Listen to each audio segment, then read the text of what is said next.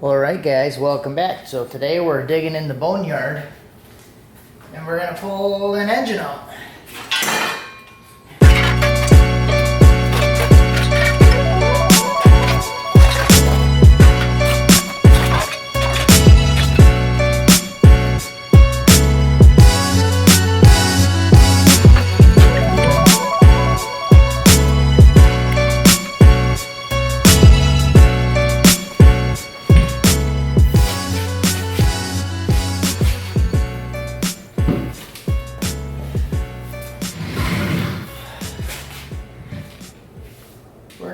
I got this old engine up on the stand now because what I want to do is put the pan on this and then I can weld it to this and don't have to worry about it warping as much. The front and the back plate are kind of jacked. This one only has one bolt hole, so that kind of sucks, but I'll just kind of eyeball it and line it up and bolt it in there. It's just to prevent the warping or help the warping a little bit. So some of you guys remember this engine. Some of the newer people may not know what this is. So for the newbies, this is the first engine that I had in the Ranger.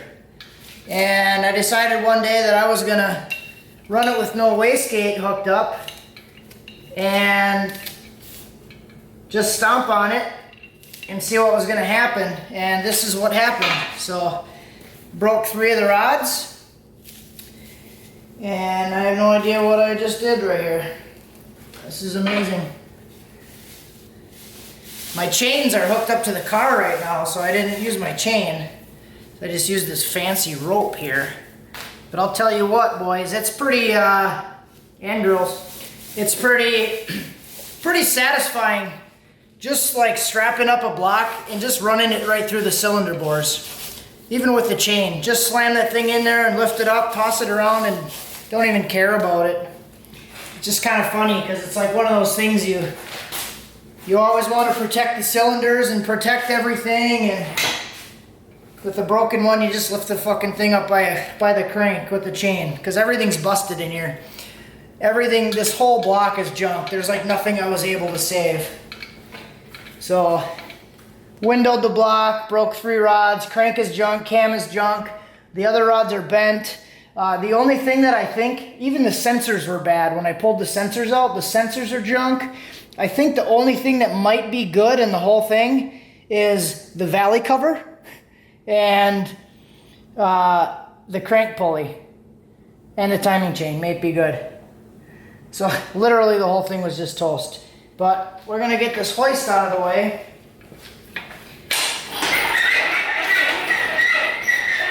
Just wanted to cover that for some of the new guys that don't know. We got a pretty decent sized little group here. We're almost at 18,000 subscribers now, and we're gaining like 600 a month. So keep that up, guys.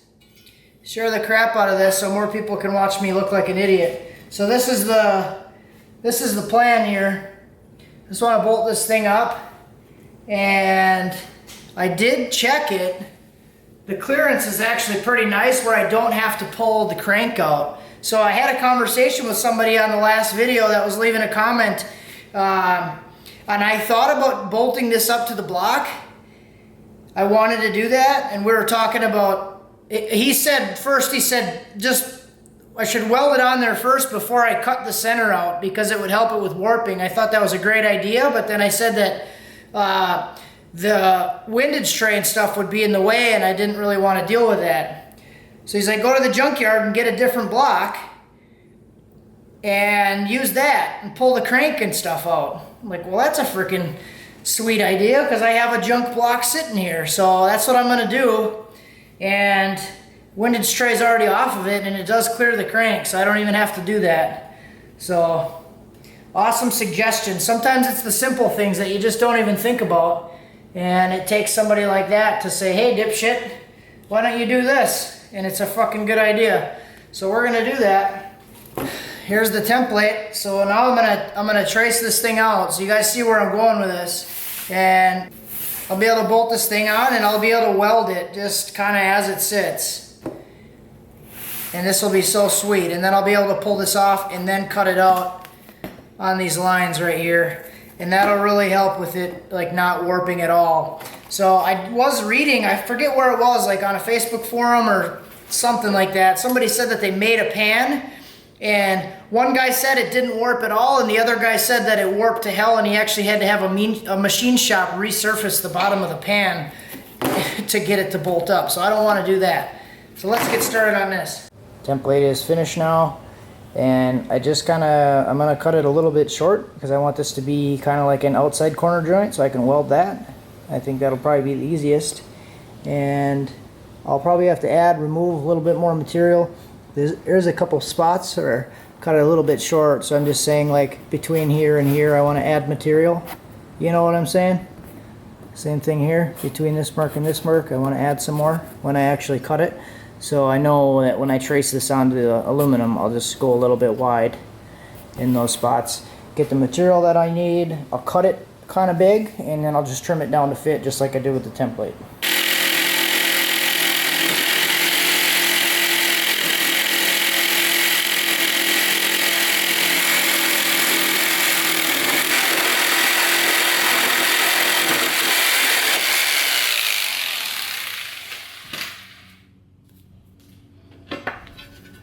There it is, pretty much all cut out. I just used this little piece of cardboard underneath the saw to kind of keep it from getting scratched up.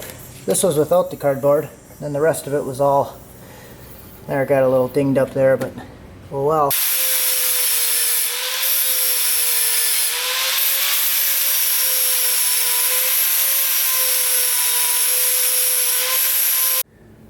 Okay guys, we're gonna go for the test, first test fit. See how far off this thing is.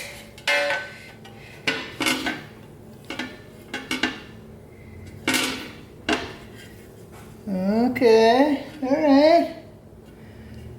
That is really not too bad. See, there's one of the spots I added material to in here. So those are actually a little fat because I added too much material there, but this thing is pretty darn close. I really don't have to take much off. There's a couple spots that take a little more down there, but this is like what I want right here. Can you see that? This is like basically the joint that I'm looking for right here, with a little bit sticking out, and like this section right here, this will be perfect. So I want to kind of take it down a little bit. I'll take a little bit down here and probably just mark a couple spots.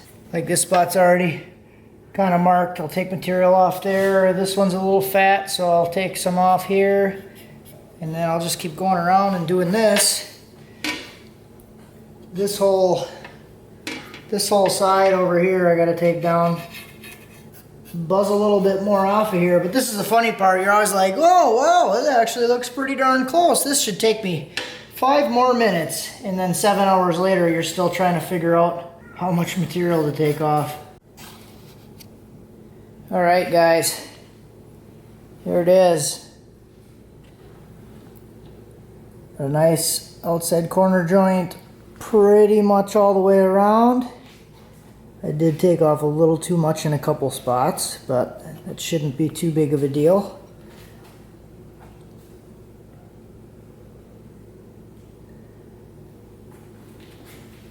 So yeah, I mean, there it is. It's pretty much ready to get tacked on and then weld it. So I wanted to get it to this point today, and I'm going to go in and eat and go to bed now, but then I can just focus on getting this thing cleaned up and welded tomorrow. So that should be an exciting moment, I hope.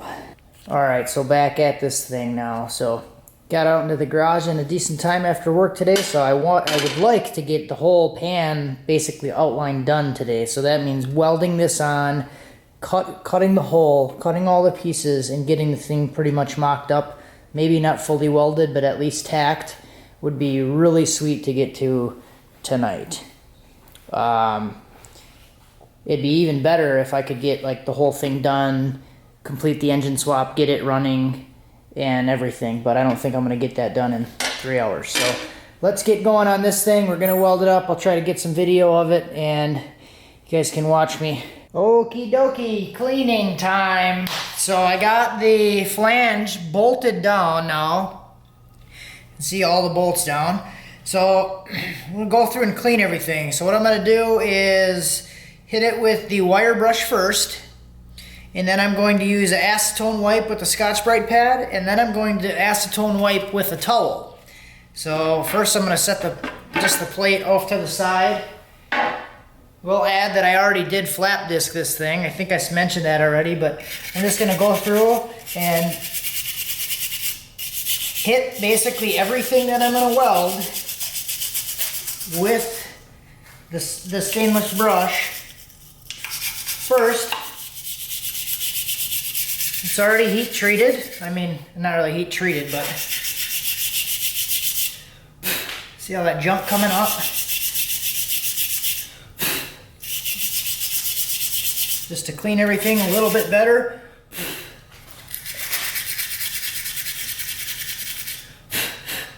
I boiled out as much crap as I could.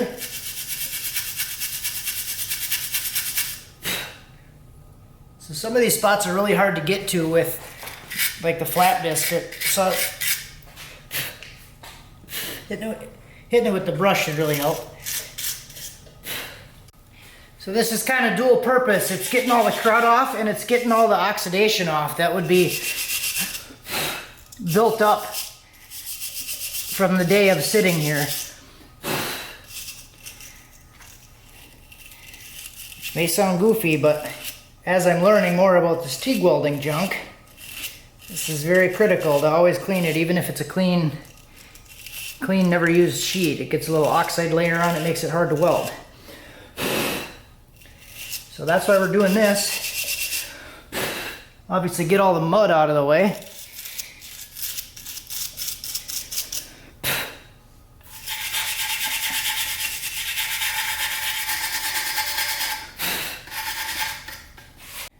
Okay, now we'll do the Scotch-Brite and acetone.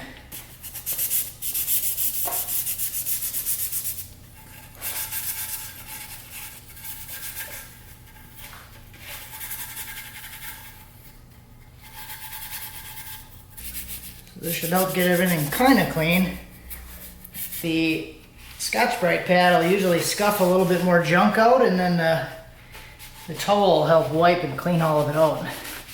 And for those of you guys that have been asking about another one of my learning to TIG weld videos, I'm gonna do one probably in a couple days here, and just kind of go over like what I've learned since the first video. Again, it's not a how-to video series.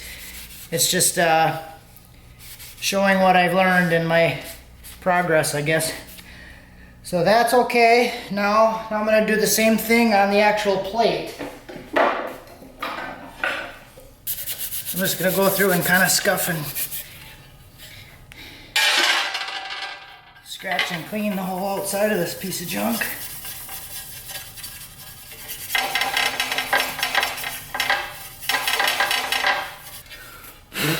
Clean as she'll ever be. Let's get at it. Okay, so I'm pretty much ready to go. I just wanted to add before I started that I did go ahead and I prepped 3 different tungstens just in case I dip it. I can just swap them out so they're all ground down, and I have 4 extra filler rods waiting, and I cleaned the rods with acetone also.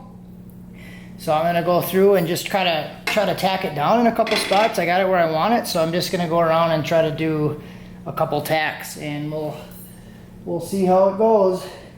Tacks with no filler. And then I think I'll probably try to weld this backside first. It's a little harder to see, so we'll try to do the ugly side first. Or the side you can't see that we can make it ugly, however you wanna word it. Helps it if you turn the machine on. At least that's what I was told.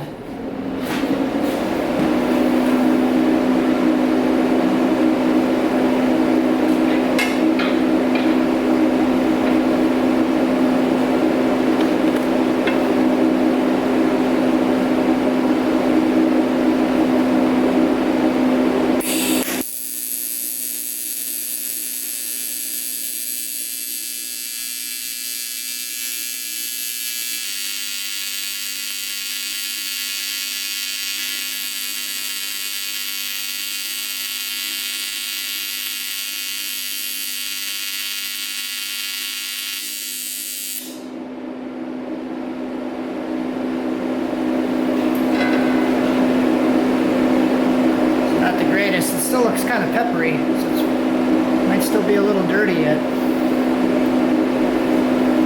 Might try turn the gas up a little.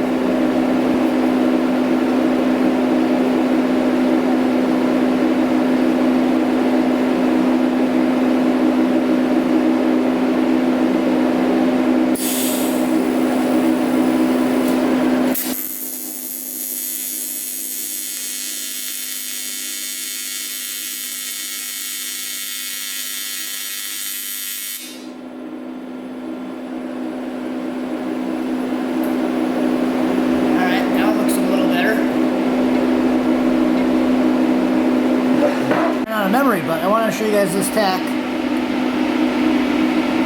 So there's that one. Here's the second one on this side. So just gonna keep going around and tack-a-roo.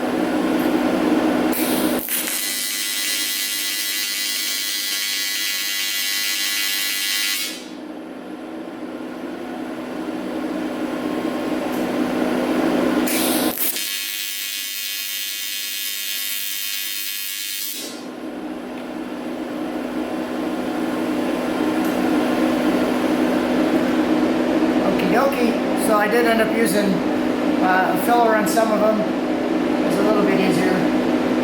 So here's what we got. Here's what we got for the tacks on this side. Still a little peppery, but not too bad.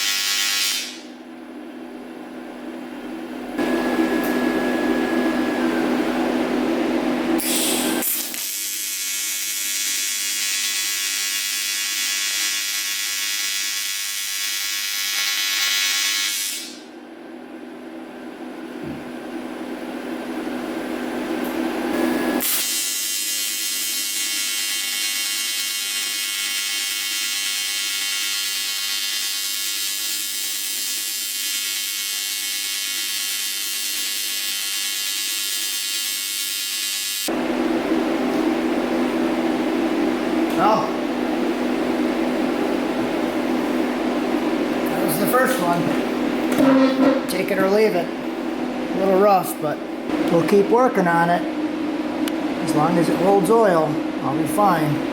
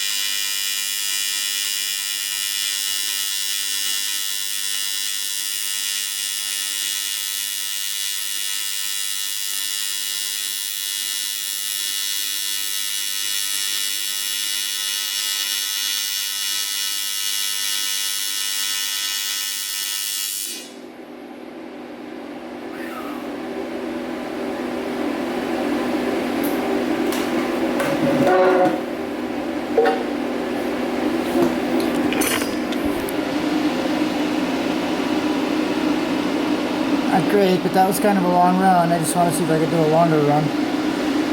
Got a little hole there, so I'll have to fix these couple holes, but it's hard to slide across this block and get a good support, but not too terrible. Oh, it's kind of terrible. Okay, so here's this side, all done. I cleaned it up a little bit, but I'm going to be honest with you guys. Completely transparent. Watch this side. This is what this side looks like. Now I'm going to go through and clean it up with the cheater method.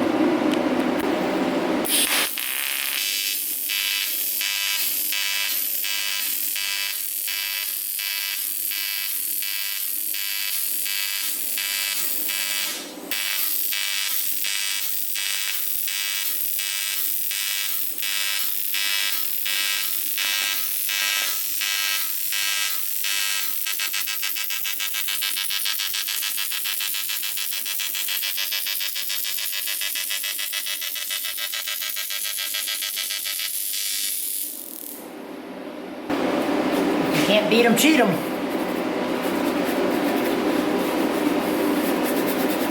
So yeah, someday, guys, I'd like to be able to get an actual nice weld like that, but it's getting there. But no one will ever know. Don't tell anyone. It'll be our secret.